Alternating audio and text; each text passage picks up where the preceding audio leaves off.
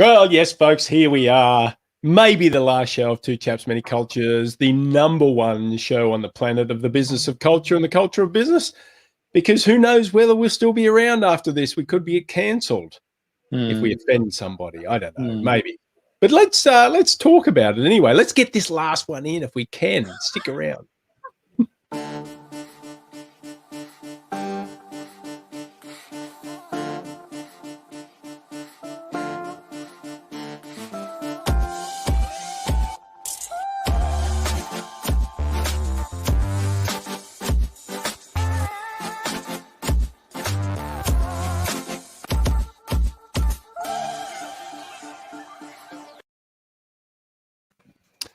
You may ask, am I being sarcastic?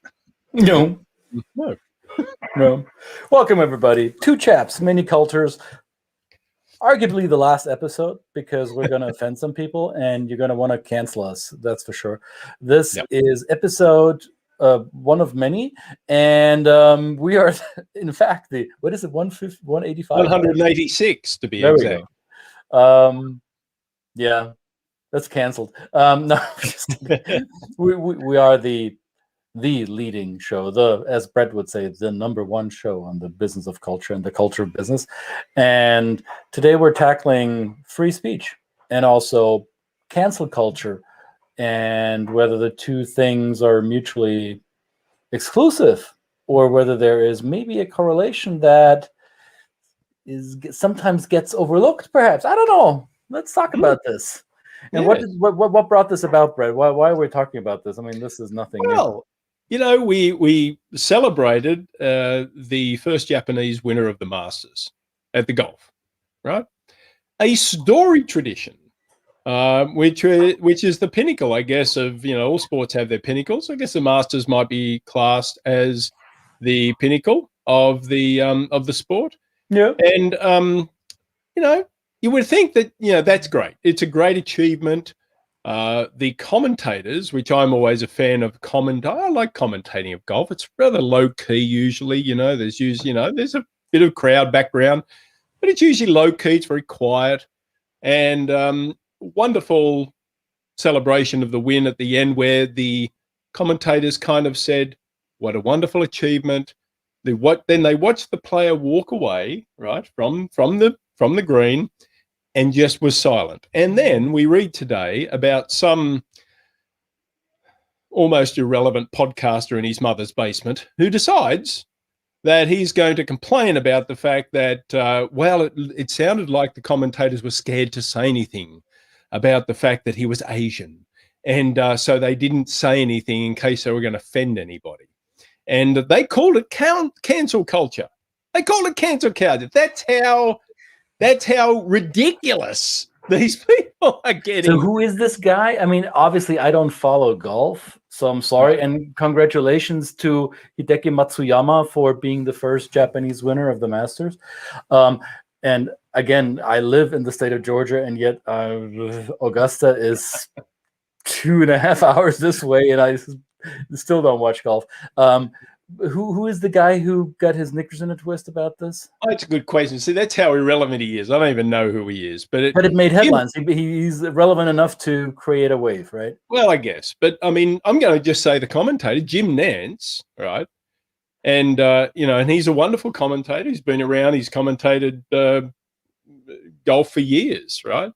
He's got this big contract, and I think he's just, like I remember, for those that are watching that don't watch cricket, of course, I will, I'm kind of call in a little bit of information here. There's a great commentator of cricket years ago, Richie Benaud, who said, if you don't have anything to say, don't say it, right? And you just sit there and you just let people watch the game.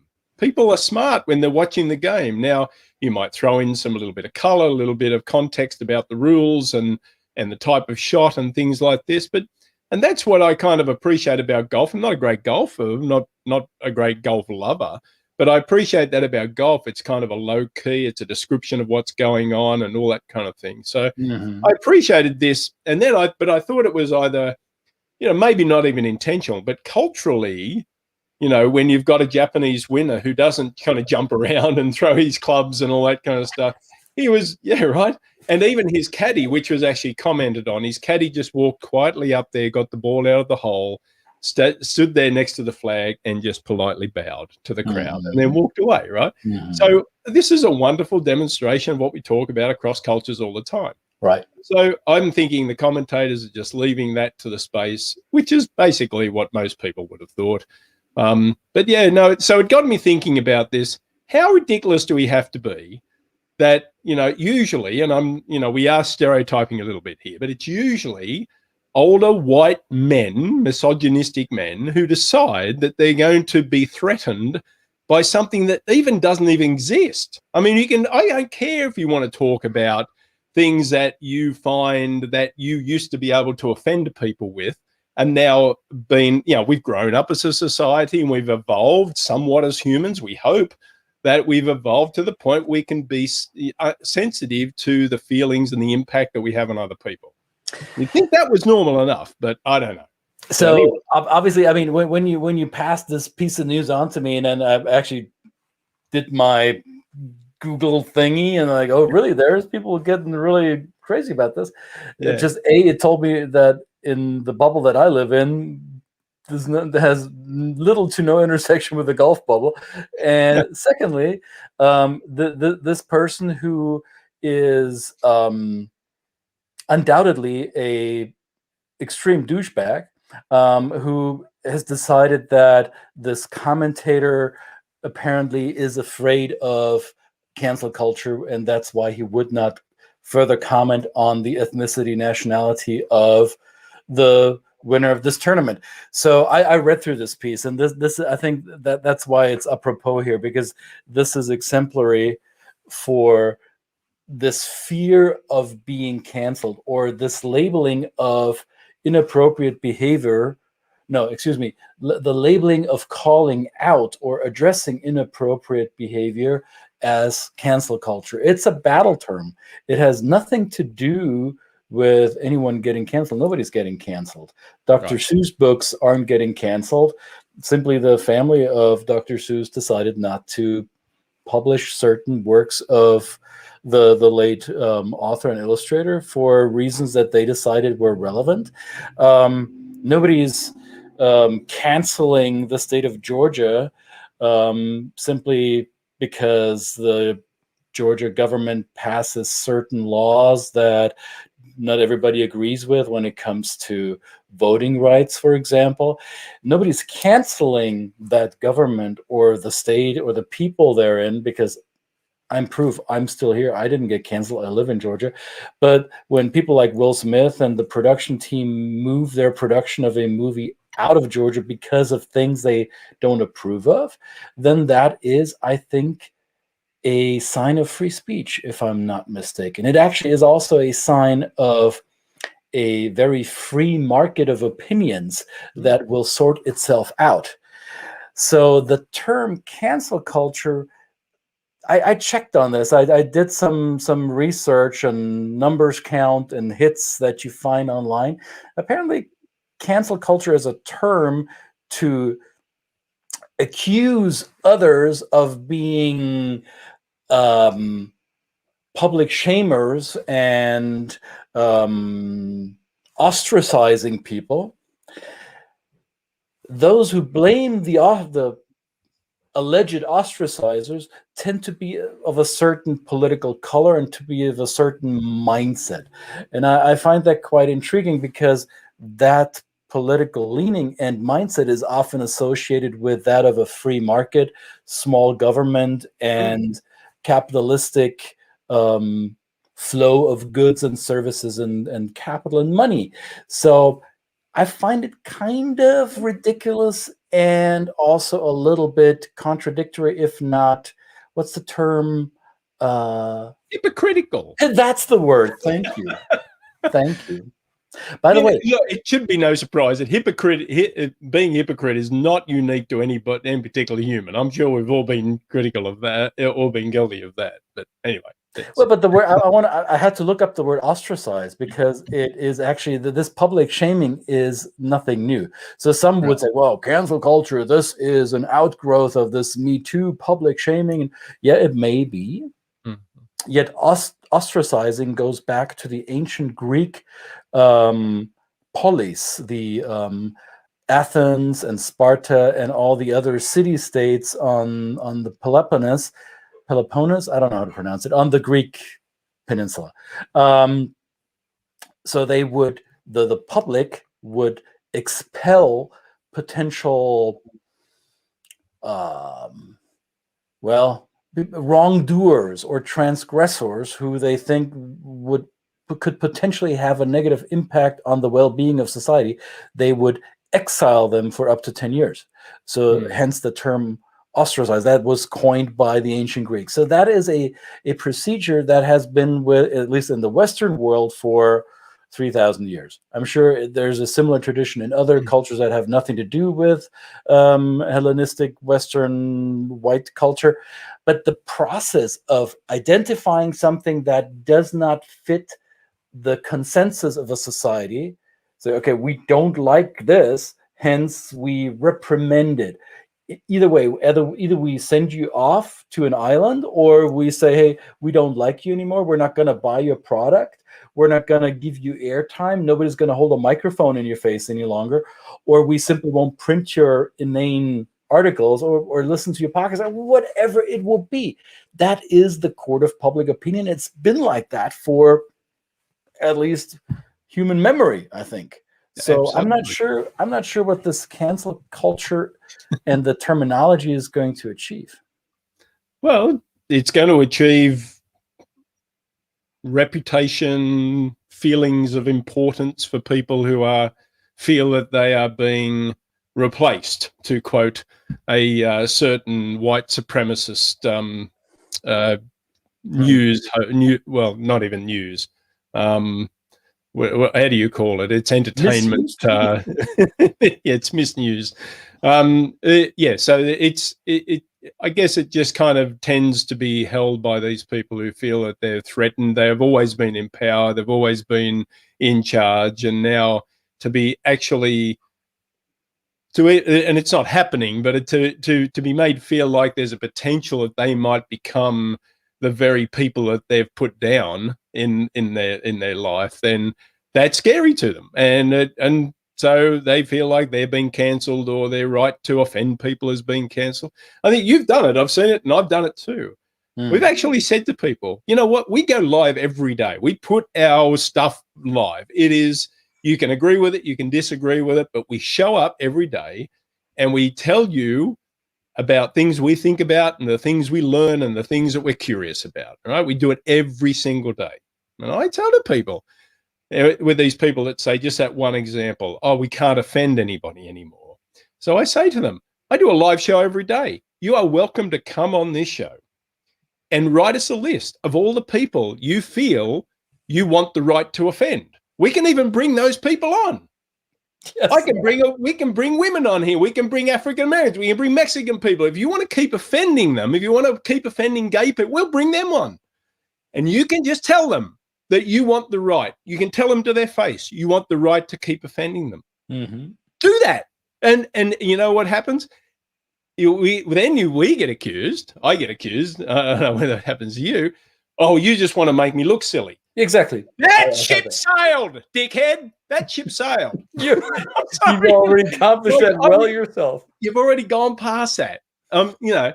But so let's forget that. But I'm just going to give you a chance to come on and defend it. It's all you do. We're not going to ostracize you. We're not going to send you off to an island, unless But I think what I find interesting from a perspective, as hard as it may be for me to take that perspective from an observational point of view, with maybe a few years under my belt and trying to take a somewhat neutral position, what I find interesting is there seems to be a pendulum swing, right? So public opinion is swinging in back and forth, right?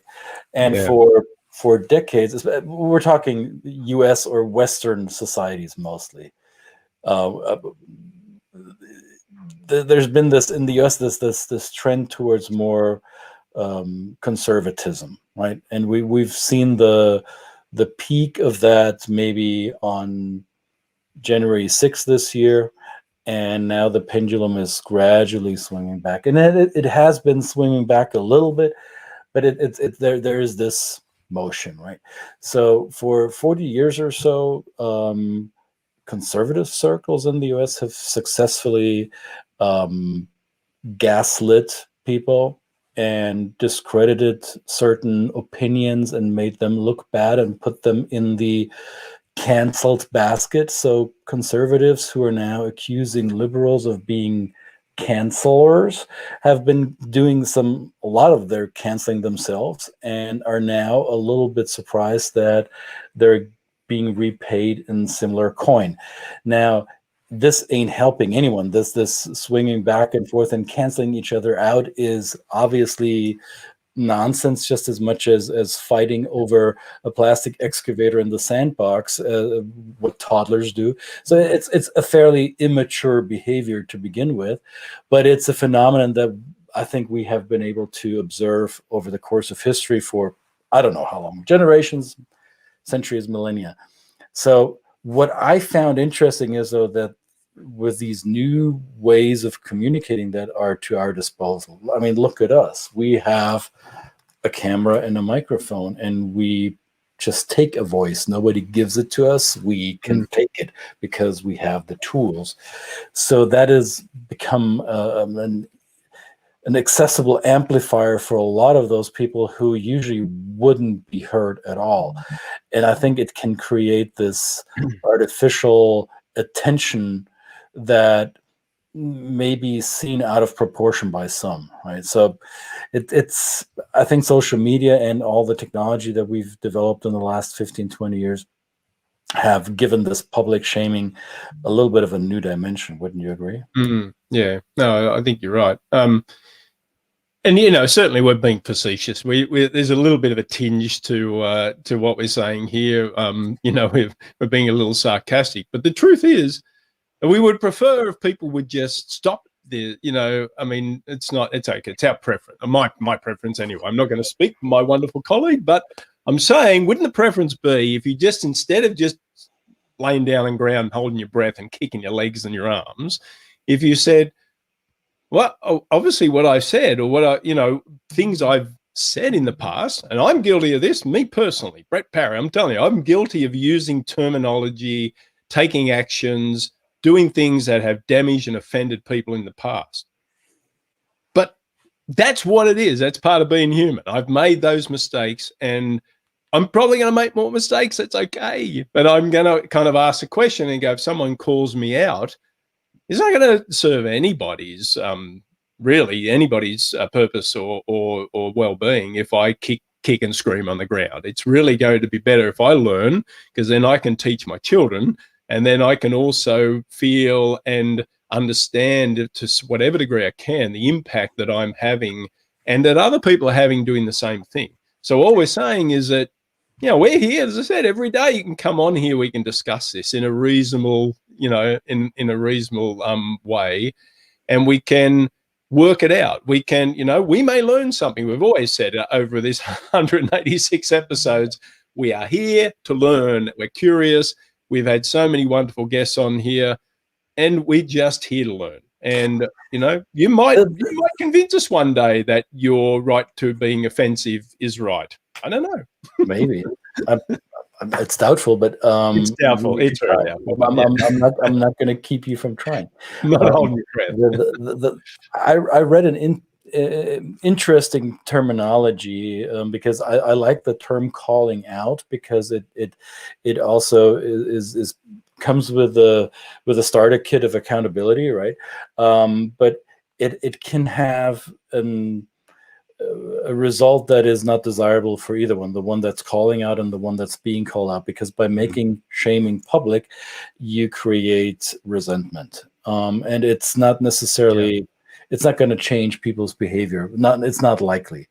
So unless you prefer educating and leading by fear and the threat of repercussions. So I learned about a term recently that's called not calling out, but calling in. Yeah. And the way that I understand it, I might be off here, but the way I understand it is, instead of making it public, have that conversation directly and ideally outside of the public eye, maybe behind closed doors, and sit down and be human with each other. And thereby it might be a less threatening environment. It might be actually an exchange that's happening. It's going to be a talking with each other rather than a talking about or over each other. So that the calling in instead of calling out, I like that terminology, and I will remind myself of doing that, because I know I'm guilty of calling out things that don't sit well with me. And what I did was I did something performative, right? I voiced an opinion. I don't know whether anyone cares about my opinion. There's a saying in this beautiful English language that opinions are like noses and assholes. We all have at least one. So that means everybody has one. And what makes my opinion better or worse than anyone else's? Who's the judge, right? So it's easy to have an opinion. Nothing easier than that. I'm sure there is some philosopher or some smart person who once said that opinions and facts, I don't remember the quote. I'll find it. It was probably some French philosopher.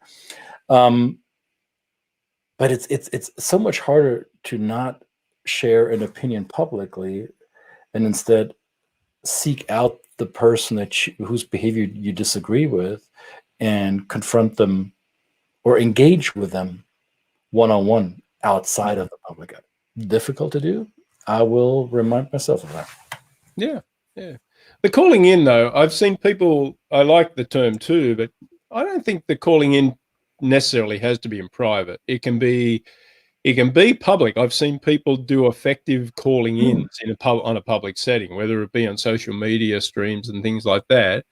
If their intent is not to harm the person that they're calling in, they're just basically, that's a kind of efficiency. It is a vehicle by which you might say, okay, I see what you said. Here's what I've learned, and here's a better way to do it. Then you have the chance to educate a whole lot more people, to your point, instead of saying, you idiot, you're wrong, blah, blah, blah. Nobody's going to, I've done it before, don't worry. I'll probably do it again. Some people just need to be, like, I don't know, maybe they do. That's my judgment. I shouldn't pass judgment on people, but it is a far better way to do it, just to call in and say, hey, this is, and even if it's not you that particularly is on the receiving end of said offense or said potential negative impact, if you know in the past you've had an experience and seen other people be impacted negatively by it, perhaps you can bring that experience in. Maybe that, and especially if you kind of look and sound like the person that you're calling in, maybe that's even less threatening to them. They find somebody who looks and sounds like them, actually saying it, that, being humble enough to say, I've learned, I've done it myself. I understand where you're coming from. That that's kind of wrong. Can we have a look at a new way of looking at it? Anyway, I agree with you, and still I'm surprised by the faulty logic of the label throwers or the accusers on either side, right? It's right. Well, I should be allowed to say this, and why am I being canceled for having an opinion? There is this perceived restriction of free speech. I don't think that any of that is happening. Last time I checked, all of you can say whatever you want. Nobody's going to stop you from doing that. I think what some people seem to forget is that with free speech also comes the expectation of a response, right? Whether people like what you have to say or not is not up to you. That's up to the audience that you speak to. So if you use your right of free speech to whatever audience you have, you better be ready for the response, because that comes with it, right? And there is a level of accountability in that as well. And if people are calling you out or in, that will mean that you have to find a way to deal with that and be okay with that, because it's not just you who has an opinion, it's other people who may disagree with you. And that is what a discussion is. That is what a discourse, that is what a pluralistic society is. It's the diversity of thought, it's the diversity of ideas, and then it's the exchange of those and finding out which one do we want to work with as a group of people. And as a group of people, we'll decide that usually in a public forum. And sometimes that will mean that my opinion will not be the one supported by a majority. And sometimes it will mean that your opinion may not be the one supported by a wide majority of people. Grow up, deal with it. Absolutely. That's been a part of being a human. Play the game or go home, take a bat and ball and go home. That's fine. Exactly. Or come on this show and tell us all about it. How bad you feel for being cancelled.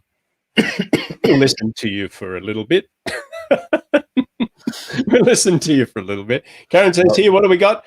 Karen says labels. That's a whole episode of TCMC. And yes, that would be a whole episode. Labels. Well, Karen, sounds like you have something to say about that.